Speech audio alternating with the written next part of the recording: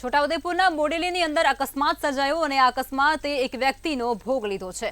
અકસ્માતની ઘટનાના સમાચાર અત્યારે છોટાઉદેપુરથી સામે આવી રહ્યા છે, જેમાં બોડેલીના સાલપુરા ગામ પાસે આ અકસ્માત સર્જાયો, જેમાં બાઇક ચાલક રેલિંગ સાથે અથડાતાની સાથે જ તેનું કરુણ મોત નીપજ્યું છે। જે બાઇક ચાલક છે તે રેલિંગ સાથે અથડાયા બાદ કારને અથડાયો હતો। ત્યારે જબુ ગામના દીવ વિજય રાઠવા નામના જે વ્યક્તિ છે તેનું આ સમગ્ર ઘટનાની અંદર મોત નીપજ્યું છે।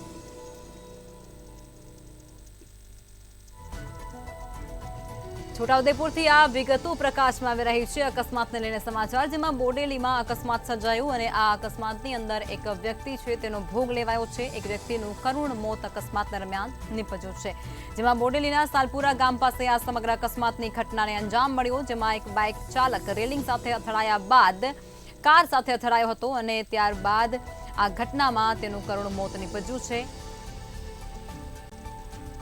અને આ જે વ્યક્તિ છે જેનું કરુણ મોત નીપજ્યું છે તે જબુ ગામનો રહેવાસી હોવાનું પણ પ્રાથમિક વિગતોમાં અત્યારે જાણવા મળી રહ્યું છે।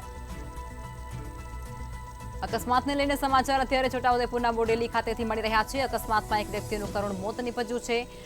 વાત કરવામાં આવે તો બોડેલીના સાલપુરા ગામ પાસે આ સમગ્ર અકસ્માત સર્જાયો અને મળતી વિગતો મુજબ બાઇક ચાલક પહેલા તો રેલિંગ સાથે અથડાયો હતો અને ત્યારબાદ તે બાઇક ચાલક કાર સાથે અથડાયો અને ત્યારબાદ તેનું કરુણ મોત પણ નીપજ્યું છે।